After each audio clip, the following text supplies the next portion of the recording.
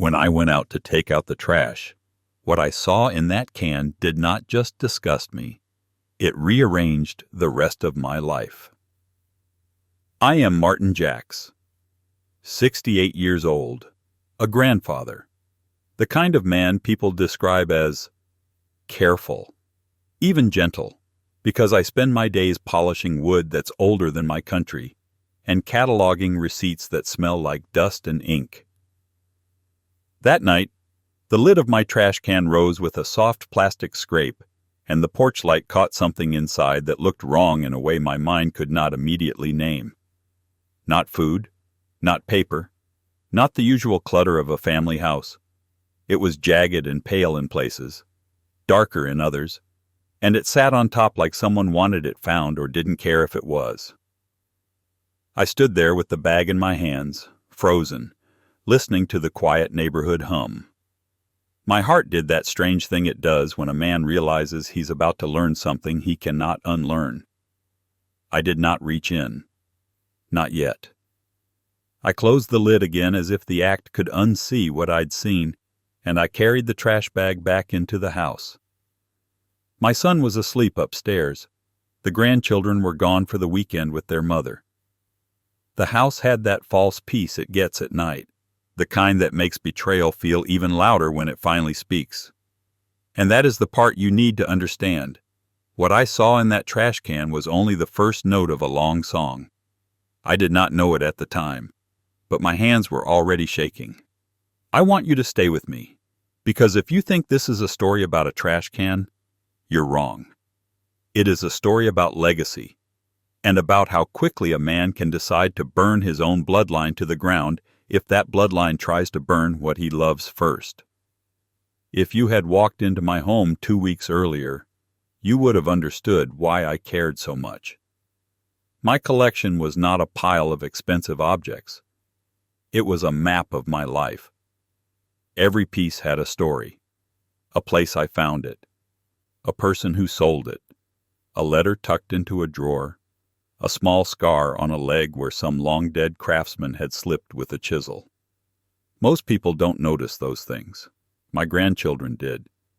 They'd come over and sit with me like little apprentices, hands folded, eyes wide, while I explained dovetails and mortise joints and the way certain varnishes darken with time. They didn't treat the furniture like props. They treated it like a family album you could touch. My son never saw that. My son Daniel saw dollar signs. He'd say it in careful, reasonable language. Retirement funds. College savings. Downsizing. He'd say it like he was doing me a favor.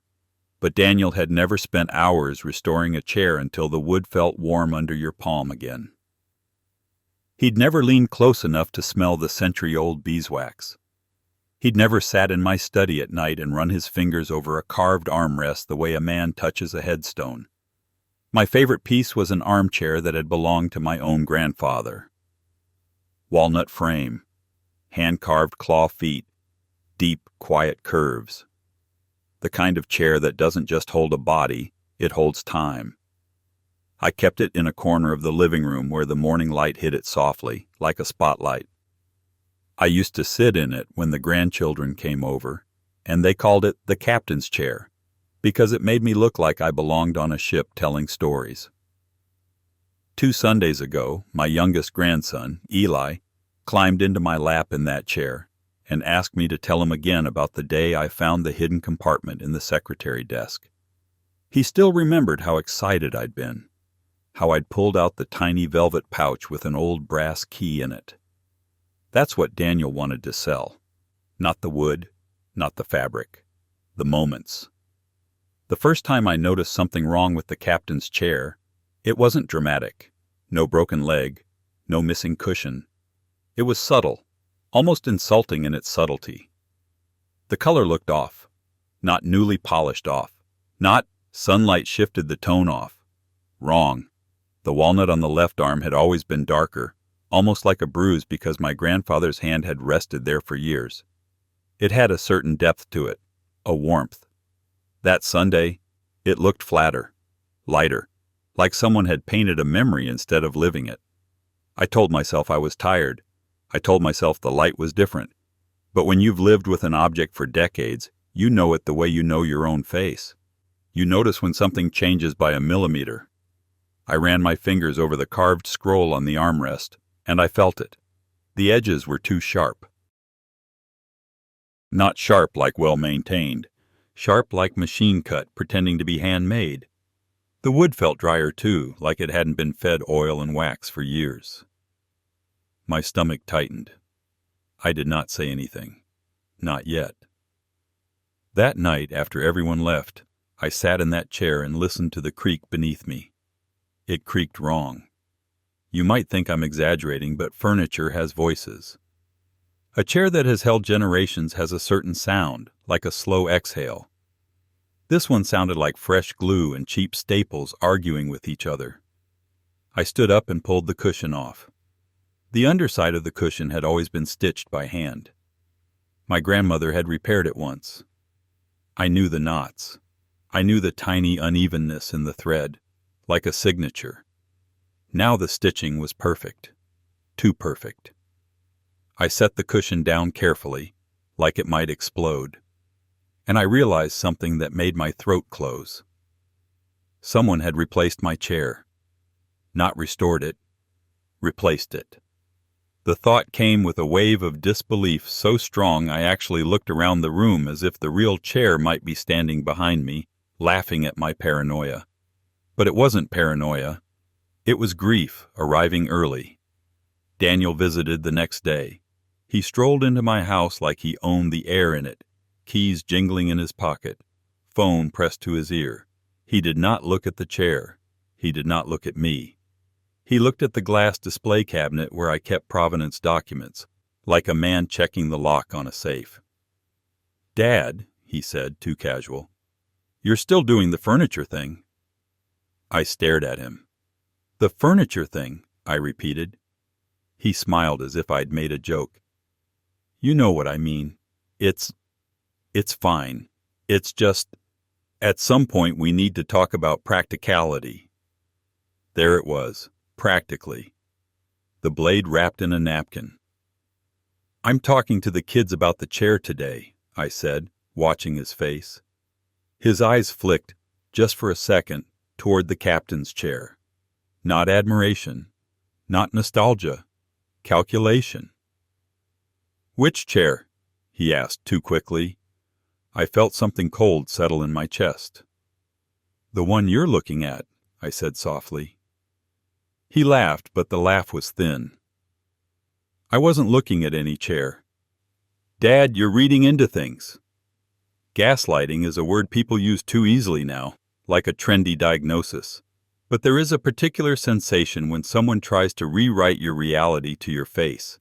It's like standing on solid ground and feeling it move under you while they tell you it's perfectly still. "I'm not reading into anything," I said. "I'm noticing." He exhaled through his nose, irritated. "Okay, noticing, fine, but you've been intense lately. The kids are busy. They don't need another lecture about wood grain." The way he said lecture made my jaw tighten. "Those kids care," I said. "They ask me questions you never did." That landed. I saw it. His eyes narrowed for half a heartbeat.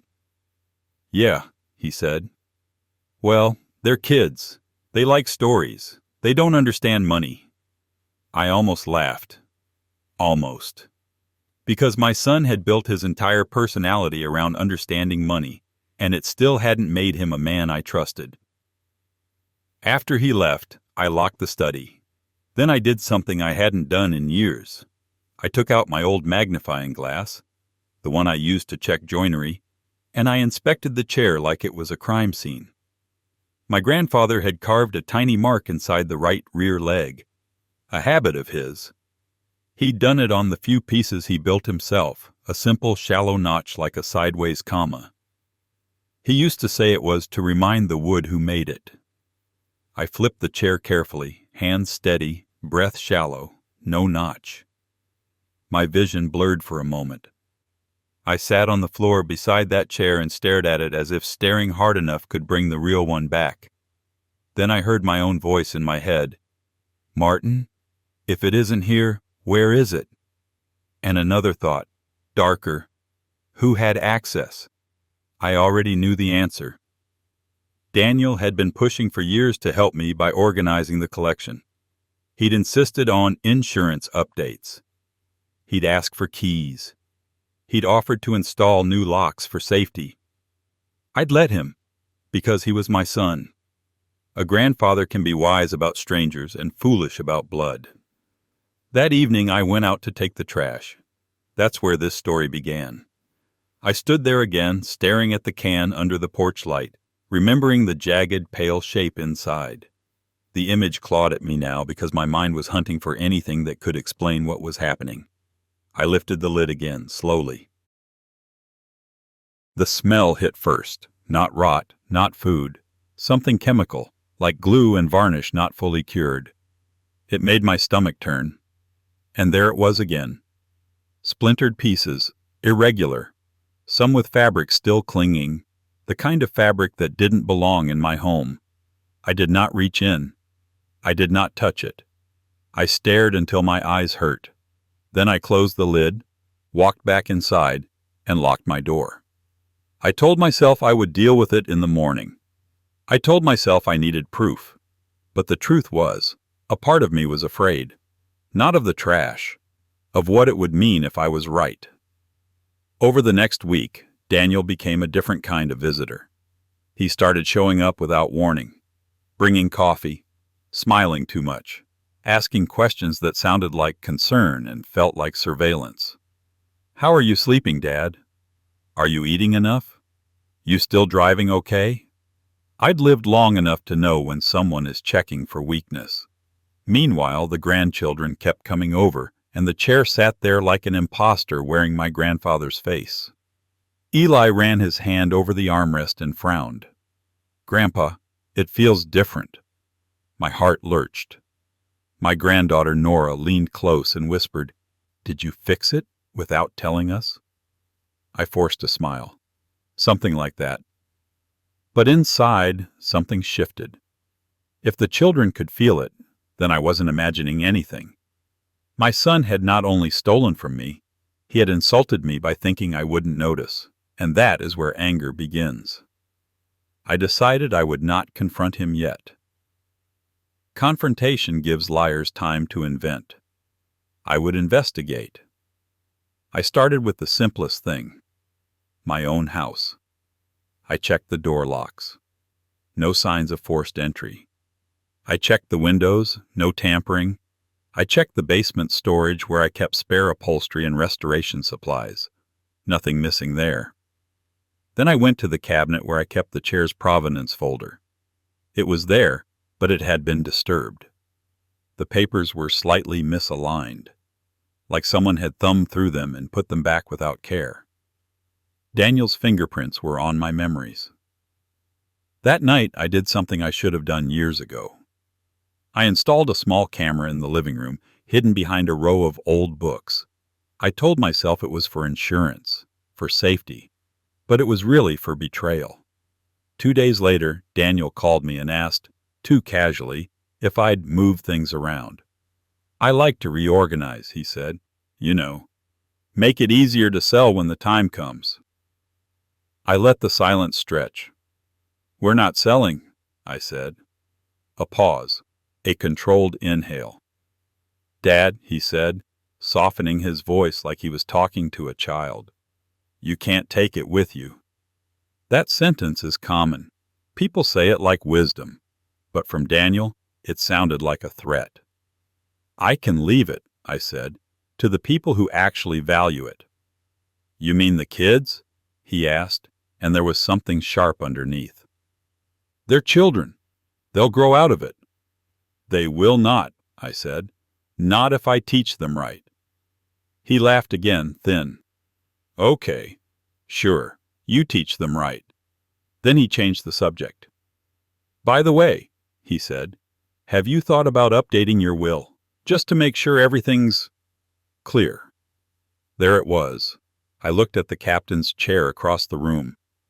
A fake wearing the shape of my grandfather. And suddenly I understood something that made my skin prickle.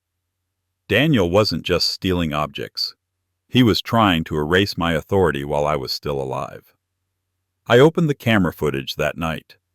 At first it was boring. Me walking through the living room, the grandchildren playing, light shifting across the floor. Then, at 2:13 a.m., the screen showed the front door opening. My mouth went dry. A figure stepped inside without hesitation. Daniel. He moved like a man who knew the house. Because he did. He didn't turn on the lights. He didn't look around nervously. He walked straight to the captain's chair. And he lifted the cushion, checking something underneath. Then he reached down and slid his fingers along the underside of the chair frame, as if searching for that notch he already knew existed on the real one. But it wasn't there. On camera, I saw his body stiffen. He stood still for a moment like he was listening to his own heartbeat. Then he did something that made my throat tighten. He pulled out his phone, typed quickly, and made a call. I couldn't hear his words, but I could see his face, and I recognized that expression: panic. He ended the call, grabbed the chair by its arms, and tried to lift it. The chair moved too easily, because it was cheap. He stared at it again, almost offended, then set it down and left the house. I sat at my desk, staring at the paused image of my own son bent over a fake chair in my living room at 2 a.m. For a long time, I did not move. Then I whispered, "Where is it, Daniel?" My hands were steady now, because grief had turned into purpose. The next day, I drove to a storage facility 3 miles away, one Daniel had once mentioned in passing when he talked about decluttering. I did not have proof it was connected. I had instinct. I walked into the office and asked politely if Daniel Jacks had a unit. The clerk smiled like she'd answered this question 100 times. "I can't give out information," she said. I nodded. "Of course." Then I did something that felt ugly and necessary. "I'm his father," I said, and I let my voice tremble just a little. "He's been acting unstable. I'm worried he's hiding things. If he's storing something dangerous, chemicals, weapons."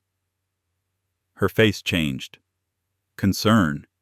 People are quick to bend rules when they think they're preventing harm. "I can't tell you," she repeated, weaker now. "But if you're worried, you can file a police report." "I don't want to ruin his life," I said softly. "I just want to know he's safe." She hesitated, then slid a clipboard toward me. "There's a list of units that are behind on payment," she murmured. "Names are on there. Public, technically." I thanked her, took the clipboard, and scanned the page. There it was.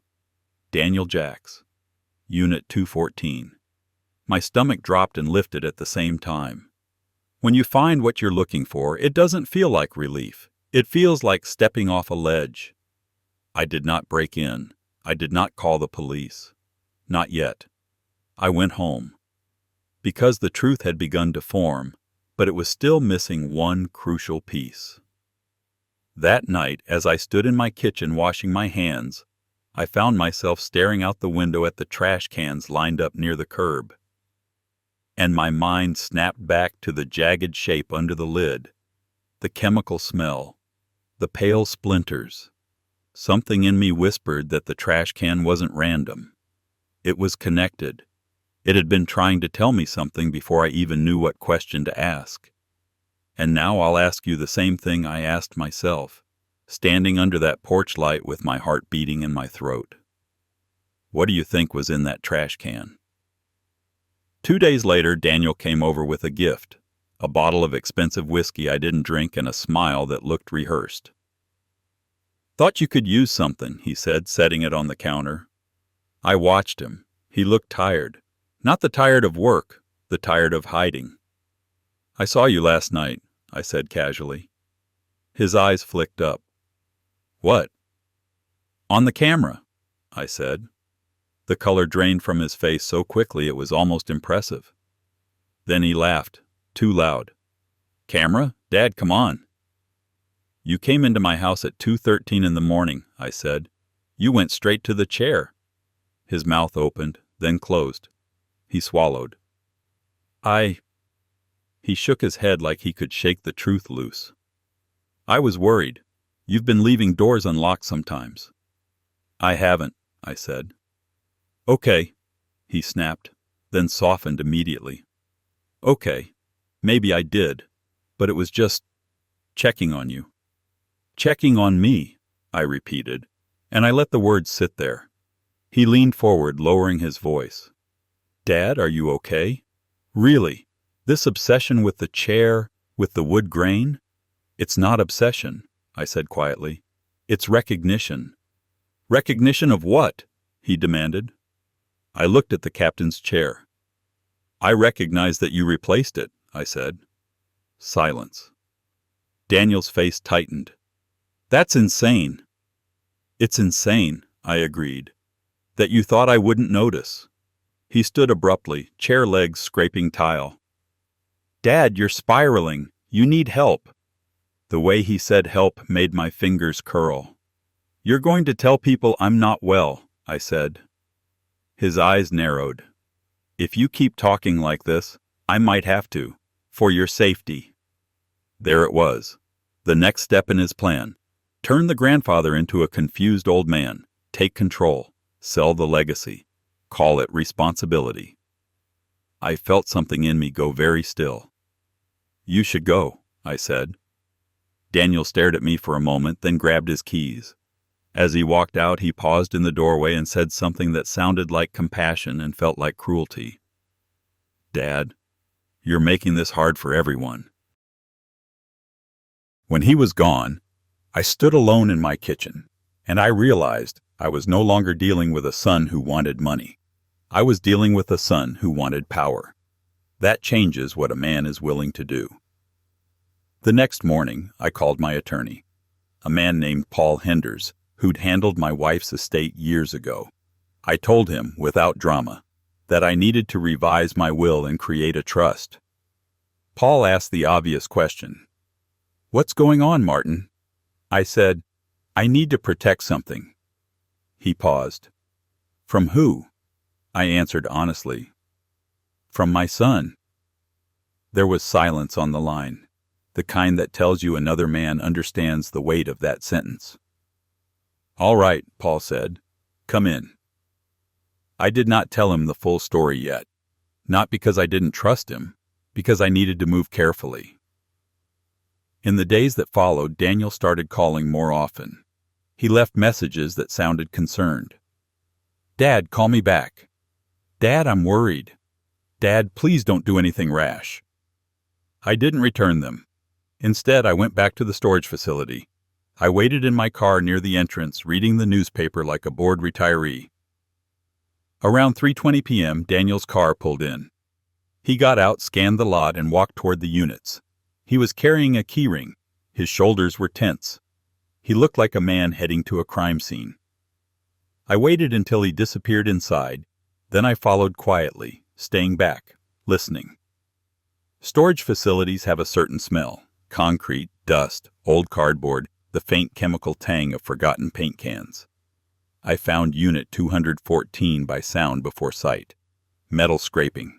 A grunt. Then a voice, low and urgent. You said it would be gone by now. Another voice answered, muffled. I'm working on it. I stepped closer, heart pounding. The unit door was partially open, just enough for me to see inside without being seen. Daniel stood with his back to me. Another man was inside too, older than Daniel, wearing a work apron. The kind of man who does upholstery or carpentry.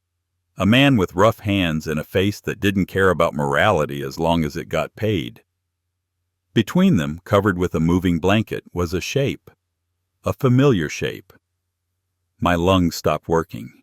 I didn't rush in. I didn't shout. Because if that shape was what I thought it was, then rushing would only give Daniel a chance to move it again. I watched as Daniel yanked the blanket back. And there it was. My captain's chair. Not the fake. The real one. The walnut glowed under the harsh fluorescent light like it was alive. The left arm, darker from my grandfather's hand, looked exactly as it always had.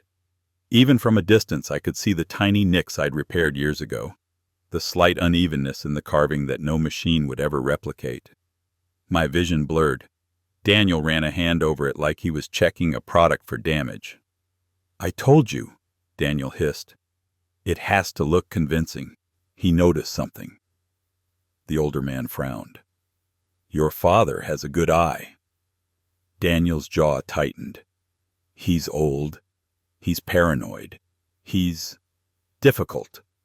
I tasted something bitter in my mouth. The older man shrugged. "You want it gone? You sell it. I can get a buyer." Daniel snapped. "No, not yet. Not until the paperwork is handled. If he catches me, he'll cut me out." The man snorted. "He should." Daniel glared. "Just do what you're paid to do." Then Daniel did something that made my stomach twist. He reached into a cardboard box and pulled out a small bag of hardware. Screws, brackets, cheap parts. "Where's the fake?" he demanded. The older man pointed to a pile in the corner. Broken wood, torn fabric, splintered pieces. My breath caught. Those splinters looked like the jagged pale shape I'd seen in my trash can. Daniel stared at the pile, disgusted. "Get rid of it. I don't want it here." The older man shrugged. "Trash day tomorrow. I'll toss it." Daniel grabbed his phone. "No, I'll handle it." He bent down, scooped the broken pieces into a black bag and tied it tight. Then he turned, carrying the bag out of the unit, toward the exit, toward home, toward my trash can. I stepped back fast, heart hammering, ducking behind a row of units as Daniel walked past. He didn't look around. He didn't suspect anything. He was too busy being careless. And in that moment, I understood something with a clarity that made me feel cold. Daniel wasn't careful because he didn't respect me enough to think I could fight back. He thought his father was already a ghost. I waited until his car left, then I walked into the unit. The door wasn't fully shut. The lock dangled loose. Inside, my chair sat under the fluorescent light like a prisoner. I touched the armrest and the wood felt warm under my fingers even in that cold space. My throat burned. "I'm sorry," I whispered, not sure who I was talking to. My grandfather, the chair, my own pride. Then I pulled out my phone and took photos. Close-ups of the carving, the cushion, the underside where the notch should be. I found it. That sideways comma. The proof I needed. When I left the unit, I locked it behind me with the lock Daniel had left on the floor, snapping it shut like a promise.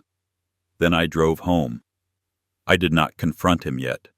Because the best revenge isn't loud. It's final. That night, Daniel showed up at my house again. Not at 2 a.m. this time. He came at 8:30 p.m. when he assumed I'd be watching television, softened, distracted. He knocked, then opened the door like it was his right. "Dad," he said, stepping inside, "we need to talk." I sat in the fake chair's line of sight, deliberately, and looked at him. "I'm listening," I said. He took a breath like he'd rehearsed this in his car. "I'm worried about you," he began. "You've been making accusations. You installed cameras. You're talking about changing your will." "So you know," I said. He hesitated. "I heard from Paul." I nodded slowly. "Of course you did." Daniel's mouth tightened. "Dad, don't do this. Don't make decisions out of anger." I leaned forward slightly. "Tell me where my chair is." His face went blank. Then he laughed, almost pleading. "Dad." "Tell me," I repeated, calm. His eyes flicked toward the living room, toward the captain's chair. I watched him fight the instinct to look too long. "I don't know what you're talking about," he said. I stood up. And this is where the story stops being about furniture and starts being about a man choosing what kind of father he's willing to be. I walked past Daniel, opened my front door, and stepped onto the porch. The air was cold. The neighborhood was quiet. I walked to the trash can. Daniel followed, confused. "What are you doing?" I didn't answer. I lifted the lid, and I stared into the darkness inside as if I could pull the truth out by force. But I did not reach in. Not yet.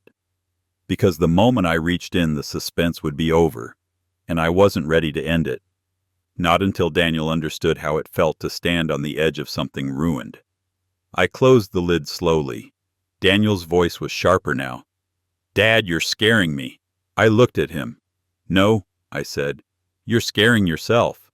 He swallowed. "What is this?" I walked back inside and shut the door. That night, after he left, I sat in my study and stared at the papers Paul had drafted. Trust documents, revised will, a plan. Everything Daniel assumed was his. I wrote my grandchildren's names into the places where Daniel's name used to be. And as I wrote, my hand did not shake.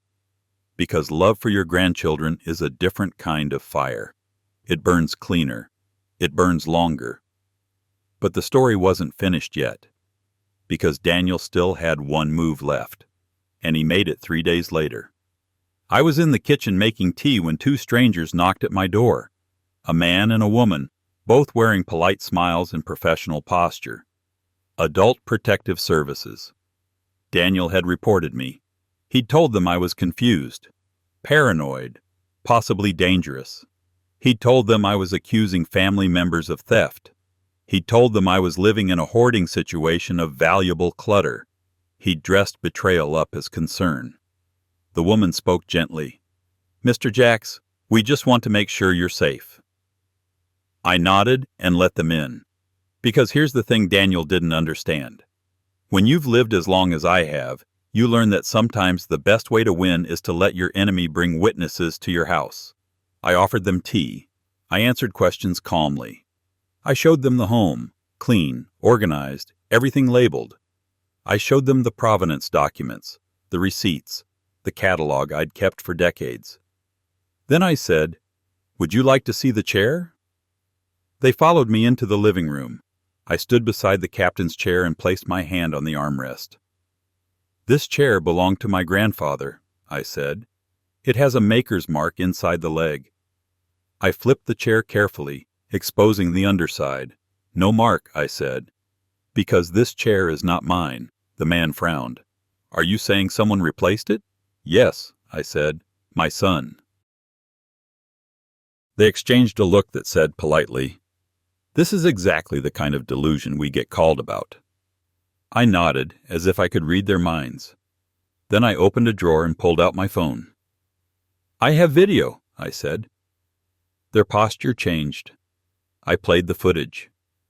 Daniel entering my house at 2:13 a.m., Daniel checking the chair, Daniel making a call, Daniel leaving. The woman's mouth tightened. "That's concerning," she admitted. "And I have more," I said. I showed them the photos from the storage unit, the real chair, the maker's mark, the time-stamped images. The man exhaled slowly. "Mr. Jacks, why haven't you gone to police?" "Because," I said, "this isn't only theft. It's a family war." They were silent. Then the woman said carefully, "Do you feel safe with your son around?" I looked at the fake chair. Then I looked back at her. "No," I said, "and I think he's counting on me being too ashamed to admit it." When they left, they didn't promise me justice. They didn't promise me an arrest. But they did one important thing. They wrote down everything they saw. They documented it. And documentation is a weapon that doesn't require fists. That evening, Daniel called me in a rage, voice tight, trying to sound controlled and failing. "Why did APS come to my house?" he demanded. I said nothing. "Dad," he snapped, "answer me." "You called them," I said. He inhaled sharply. "I was trying to help you." "No," I said. "You were trying to control me." Silence. Then his voice lowered, dangerous. "If you cut me out, you're cutting out your own blood." I held the phone to my ear and looked at the captain's chair. "I'm not cutting out blood," I said calmly. "I'm cutting out rot." He made a sound like he wanted to curse, but didn't. Then he said, "You're going to regret this." I almost laughed again, because regret is something a man feels when he makes a mistake. What I was making was a decision. That night I couldn't sleep, not because of fear, because the trash can kept appearing in my mind like a flashing light. The jagged pale pieces, the chemical smell, the sense that it was the first clue sitting right outside my door, waiting for me to catch up. And now I ask you again, because the question matters more now than ever. What do you think was in that trash can? The next morning, I did it. I walked out to the curb, lifted the lid, and reached in. My fingers brushed something splintered, something light, something that broke apart under pressure like cheap wood. I pulled the black bag out and dragged it onto the driveway. Then I opened it. The smell hit again, sharp and synthetic, varnish and glue. The pieces inside were unmistakable now that I wasn't trying to protect myself from the truth. Broken chair arms, torn upholstery, staples, cheap foam, a fake, my fake. The fake chair Daniel had placed in my living room to replace my grandfather's legacy, and he had thrown the remains into my trash like it was nothing, like my life was disposable. I sat on my driveway with splinters in my hands, staring at the broken pieces, and I felt a soundless laugh try to rise in my chest. Not humor. Recognition. This was the climax, but it wasn't the end, because the moment I understood what had been in that trash can from the beginning, I also understood something else. Daniel had been careless. Careless enough to leave evidence in my garbage, careless enough to think I wouldn't fight. I gathered the pieces carefully and laid them out on an old tarp like a forensic analyst. I photographed everything. The upholstery pattern, the foam, the cheap wood, the staple marks, the manufacturing label on a fragment of fabric that still clung to a broken arm. Then I put it all into a sealed container. Not for drama, for leverage. That afternoon, I went back to the storage facility with Paul and a locksmith. Paul had arranged it legally, quickly, quietly. The paperwork was messy, but the point wasn't a courtroom. The point was retrieval. When the unit door rolled up, the fluorescent light spilled onto my real chair again. I walked inside and touched it, and for the first time in weeks, my lungs worked properly. We carried it out carefully, like a body being rescued, and loaded it into my truck. As we drove home, I didn't feel victory. I felt a kind of sorrow that was sharper than anger, because I was bringing my grandfather's chair back to the house where my son had tried to erase it. And I knew, with painful clarity, that the chair would outlive my relationship with Daniel. That night, Daniel came to my house again. This time he didn't knock. He stormed in, face red, eyes wild. "You went into my storage unit," he snarled. "Our storage unit?" I asked quietly. He froze for half a second, realizing his mistake. "You stole from me," he said, changing tactics. "You broke into my property." I held up my phone and played a video I'd taken. Daniel's voice at the unit saying, "You said it would be gone by now." Daniel stared at the screen. His shoulders sagged slightly, like the fight was leaking out of him. Then his face hardened again. "Fine," he hissed. "Fine. You want to play this game? You think you can just hand everything to the kids and cut me out? You think my wife is going to stay with me when she finds out you're doing this? You're ruining my life." I looked at him, really looked, at the son I'd raised, the man he'd become. And I realized something that should have broken me, but didn't. He wasn't asking for forgiveness. He was negotiating. "You ruined your own life," I said. He stepped closer, voice low. "You don't have the nerve." "The nerve," I repeated. I walked to my study, opened the drawer, and pulled out the revised will and trust documents. Then I handed them to him. He flipped through them, eyes scanning, mouth tightening with each page. His name wasn't there. Not as beneficiary. Not as executor. Not as anything. His hands trembled slightly. paper rustling. You can't, he whispered. I can, I said. He looked up, eyes wet now, not with sadness, with rage that couldn't find a target. I'm your son. And I'm your father, I said. And I am done financing betrayal. He swallowed hard. Dad, please. It was the first time in weeks I heard something like his old voice. For a heartbeat, my chest tightened. Then I remembered the trash can, the broken pieces tossed away like garbage, and the decision became easy again. The collection, I said, is going to the grandchildren. It will be protected. It will be preserved. They will learn the stories. They will carry the legacy. Daniel's face twisted. They're children. They are the only ones who treated it with respect, I said, and the only ones who treated me with respect. He shook his head, desperate now. So what? You're just cutting me out forever? I nodded once. Yes. He stepped back as if I'd struck him. Then his voice turned hard again, like a mask snapping back on. You're going to die alone, he said. I looked at the captain's chair in the corner, the real one now, glowing softly under the lamp. No, I said, I'm going to die honest. Daniel stood there for a moment, breathing hard. Then he turned and walked out. He didn't slam the door. He didn't need to.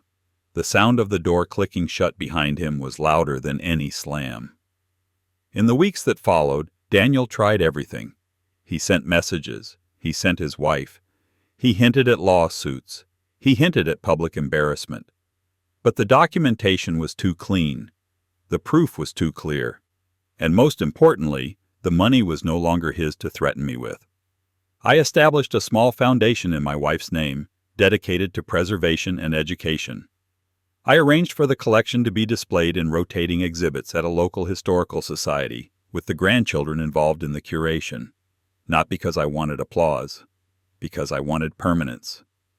Daniel lost what he had been circling for years, not because I hated him, because he had shown me exactly what he would do with what I loved if I left it in his hands. And that is the final lesson of this story. Sometimes the thing in the trash can isn't the worst part. Sometimes it's the proof that the person you trusted has already decided you're disposable. One last time, I'll ask you, because now you know the answer and you can feel why it mattered. What do you think was in that trash can? It was the remains of a lie, and that lie cost my son his inheritance. My grandpa's words really happened. I believe him. If you want more true tales like this, hit subscribe.